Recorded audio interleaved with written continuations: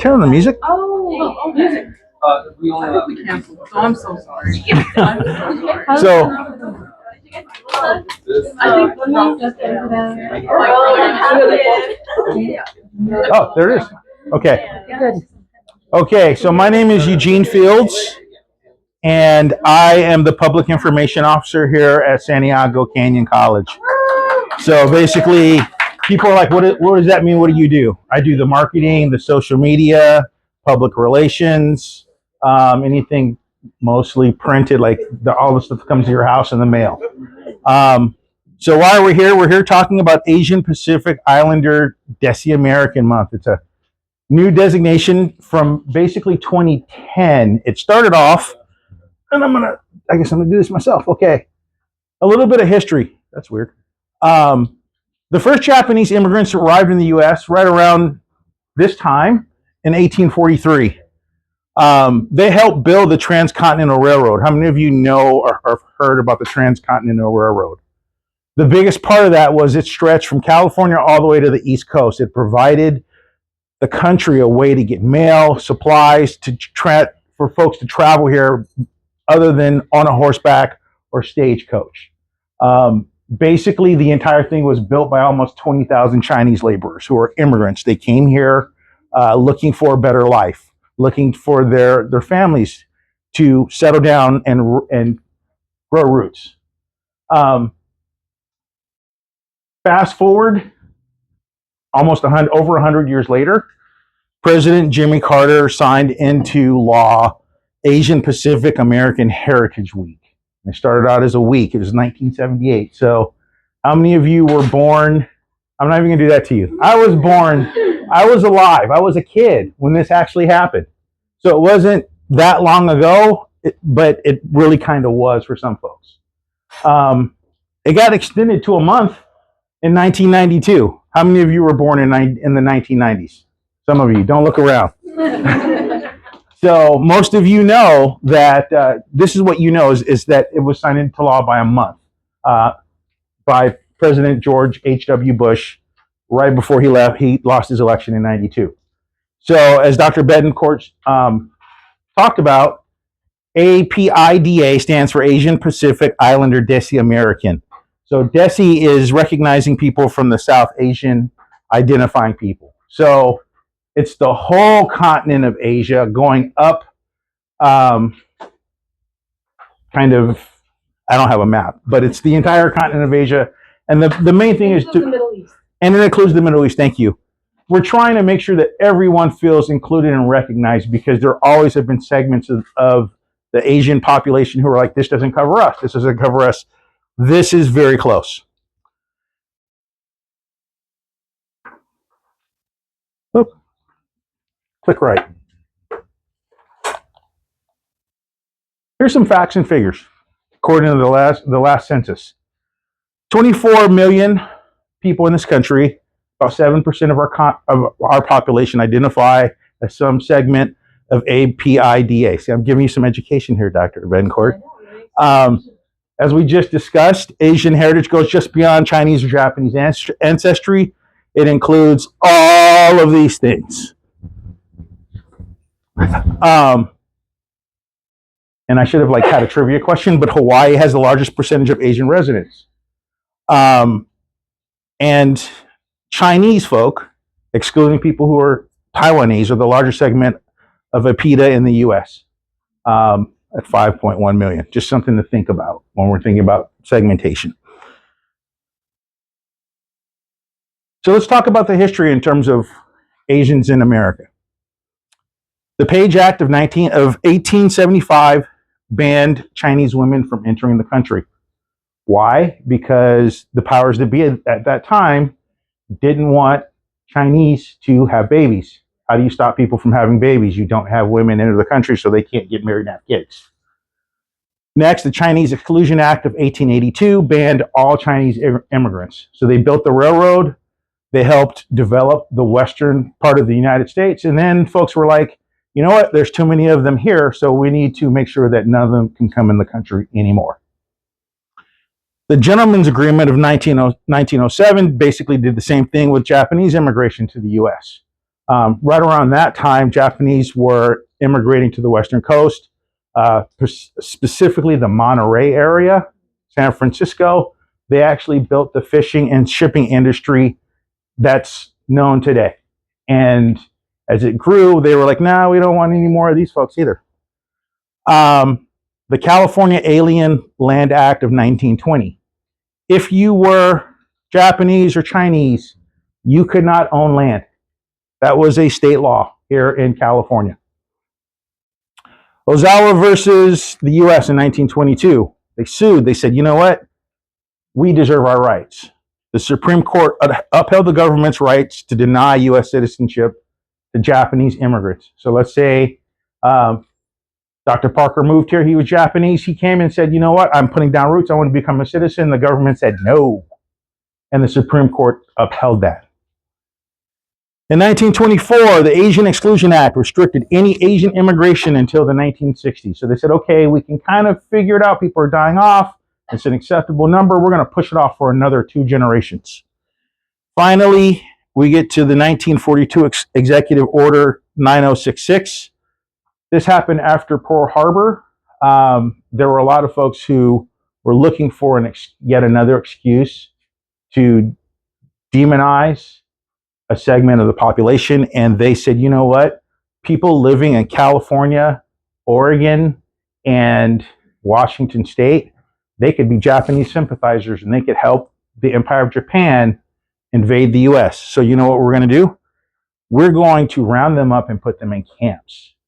So they rounded up about 100,000 Japanese Americans and residents, mind you, people who had been living here for decades as American citizens. They rounded them up and they put them in separate camps located in Arizona, some in California, and all over the basic Midwest. I had a small video to talk about what happened, and it didn't work, but basically they incarcerated people. They gave them 48 hours notice. They said, we're coming to your house in 2 days. You get to pack basically a suitcase. They took their land, they took their homes, and they put them on a bus or a train and they shipped them off to the middle of nowhere. And it was an act from an executive order. Everyone knows what an executive order is?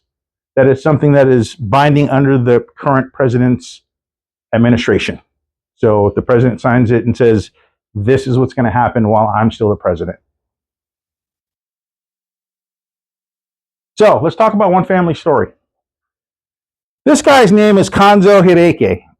Kanzo came here in 1900 from Hiroshima, Japan. He came here with his brothers, and he had a wife that came over as well. Interestingly enough, he came straight to California. His wife came to Washington and moved on down. Kanzo came here in 1900. He wasn't allowed to become a citizen. He wasn't allowed to vote. He wasn't allowed to own land. He was just allowed to work. So, what happens is, and this is his registration card, a copy of his actual registration card, when he got rounded up along with 10,000 other people and sent to the Manzanar camp in California. So he had to say where he was from, where he lived. He was basically not too far away from where I grew up in LA. Why are you leaving? I'm leaving for Manzanar. What could he do? He was a farmer.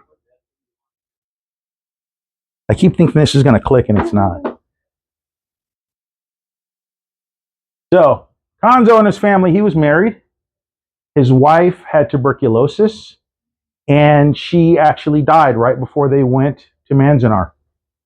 So it was Kanzo and his 4 sons and 1 daughter. And this is a picture from the family gathering, the funeral that they had, even though they couldn't have his wife with them. So here's Kanzo and his family. This is basically the registration. So it was Kanzo, Isamu or Sammy, Susmo or Sus, Asako was the daughter, Masuro was the next to the youngest, and then Kiyoshi this little guy right here was 4 years old when he was sent to a camp and his mom was taken away from him. So the thing about places like Manzanar is they took these folks and rounded them up and they put them in these camps in the middle of nowhere, but someone had to build the camps. So they made them build the camps. Come on in. So if you don't look at this, you don't look at the guard tower with the spotlight and the guy with the machine gun and the barbed wire. These are pretty cool guys just hanging out. You got the leather jackets. You know, this is the 40s. They're just chilling. There's little Kiyoshi. He's probably like 6 or 7. You know, Sammy's probably smoking a burner right there. I can see that because that's what he's doing. So they found a sense of normalcy, even though really what was going on, these are all rows of camps. And the houses are about this big. And it's not like, oh, this family can stay in this house. It's like from there to there, 1, 2, 3 families. From there to there, 1, 2, 3 families. It's basically almost 8 by 8, which is smaller than a jail cell. And I can imagine this guy, Konzo, with these kids ranging from 4 to 17, trying to figure it out that first night.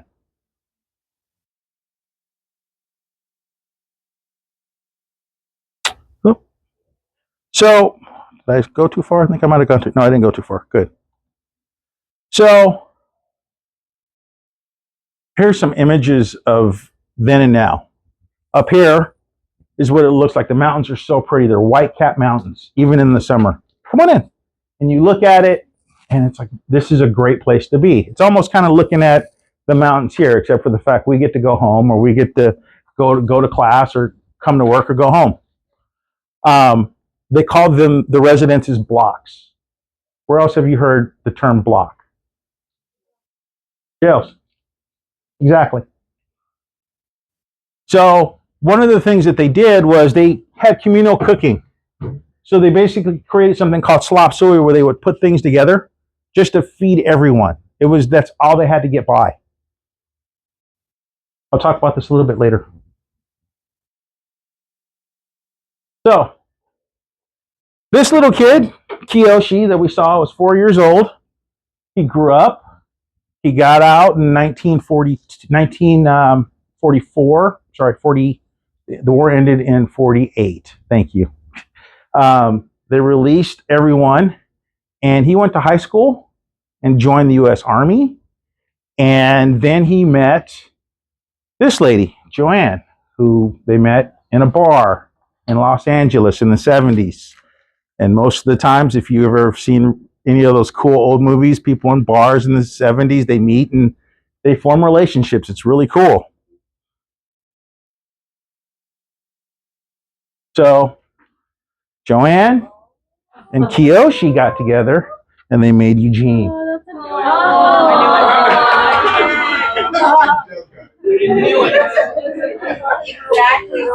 So many years ago today. So exactly so many years ago today. That was great. I'm not done. You got me.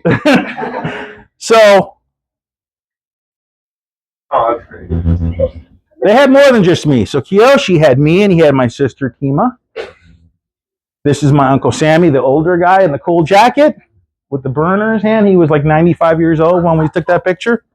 And then me and my wife Tonda, who's right there, we have our daughter Mackenzie.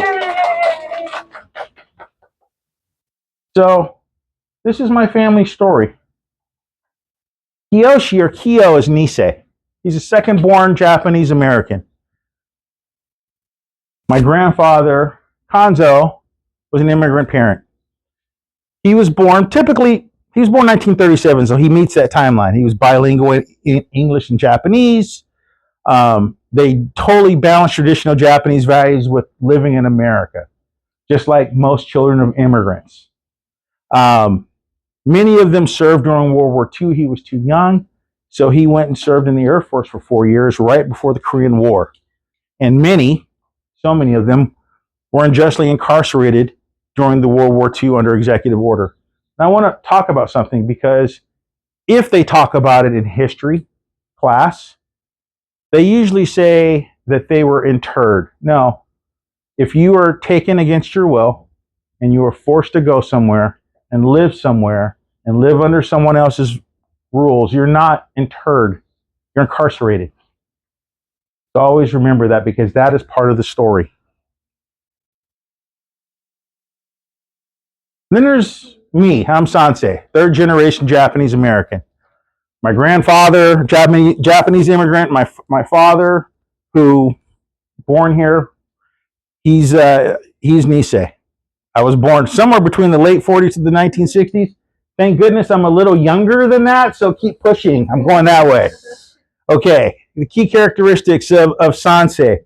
Fully Americanized, less fluent in Japanese. I can tell you that my father's 80-something-year-old sister-in-law hates the fact that I cannot speak a word of Japanese. But I grew up learning about the Japanese culture. It wasn't until I was in 6th grade that I learned who Martin Luther King Jr. was. Why? Because I was learning about Shintoism and Buddhism and learning to write in calligraphy. So I grew up with more social and educational opportunities. I did. I was fortunate that I wasn't stuck in a camp from ages 4 to 8.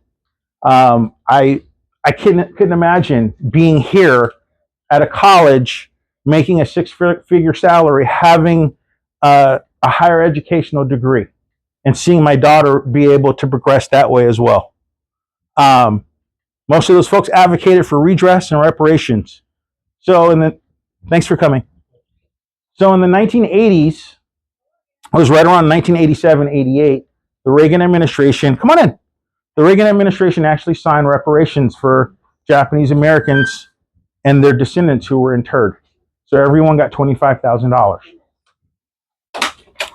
And then the final key thing is they carried forward cultural pride and civil rights activism.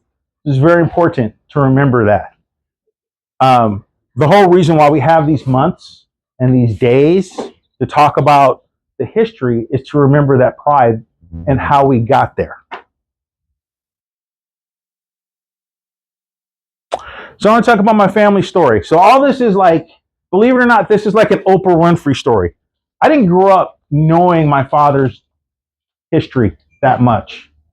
My parents separated when I was 2 years old. One of my last memories of my father was walking, I was about this tall, walking in a sailor suit, a red and white sailor suit, saying goodbye. And my mom decided she wanted me to live with her. And she basically kept me away from my dad. It was a really interesting story because growing up, my mom always told me these really incredible things about my dad and what a great guy he was and how he took care of us after I was born.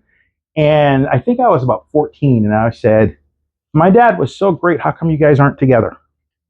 So it took another like 15 years for her to tell me why they weren't together. And as people do, they meet in bars, they get together. They were together for 4 or 5 years. And then life happens, they break up. In my father's case, I'm going to be honest, my dad actually had another family. And my mom found out that she was the person on the side. So it was really weird. They went through an entire relationship. They were together for like at least 5 years because the time it took them to court to have me and raise me for 2 years, and then they split up. And then he went back to his other family. And then my mom said, no, you're going to come live with me. So the last time I saw my sister Tima, I was 2 years old. We saw this really bad movie. It's called Fatso. It was a bad comedy in the 80s. That's the last time I saw her. The reason why I'm telling you this story is because it all comes circular. So my daughter, Mackenzie, she was less than 3 years old. And she was able to climb out of her crib and she fell out, right? So I'm like, okay, it's time to change the crib to a daybed. So the only way that she would go to sleep is if Dad literally held her hand while she was sleeping in her daybed. Why am I telling you this story? What does this have to do with anything? If you're awesome. No. So one night, I literally was lying there trying to figure out, like, I don't know. I was looking at my phone underneath her bed, trying to figure, waiting for her to go to bed. And I started thinking about my dad. And I go, my father was incarcerated. I just got to figure out how to spell his last name correctly. I don't know. Who would know that? And I said, I think my sister would know, but how do I find my sister? So finally, Mackenzie went to bed, and I went to my wife, who's probably one of the smartest people I know. And I said, hey, you want to help me find my family? And she said, yeah, why not?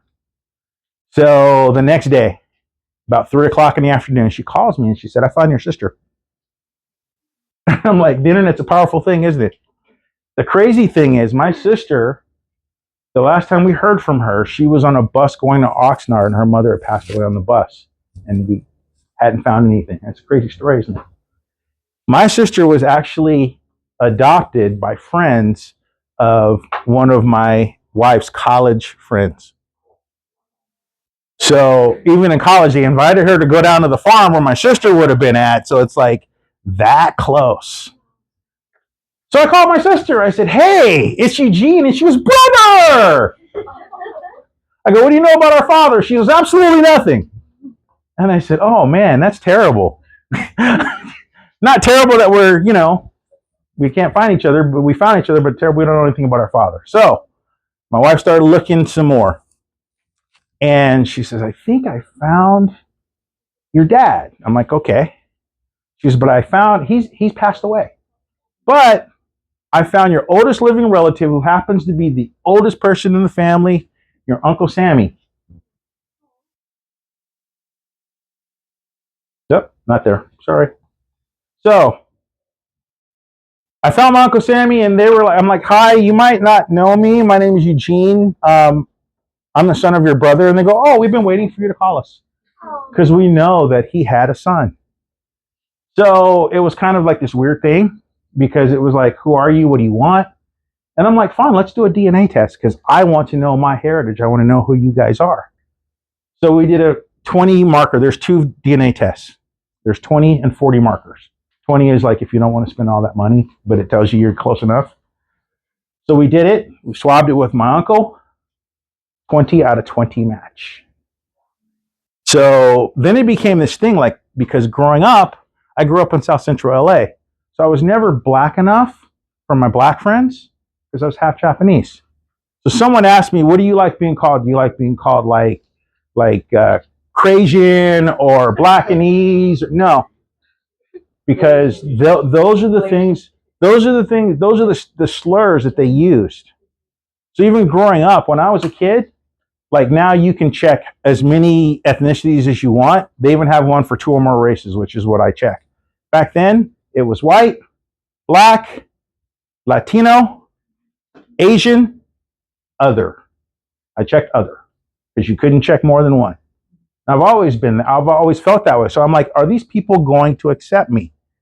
And strangely enough, once we had the DNA marker test, and my other cousin is actually a really noted child doctor up at Stanford, she was like, yeah, he's part of the family. And it's like they welcome me with open arms into their family, which is like really crazy.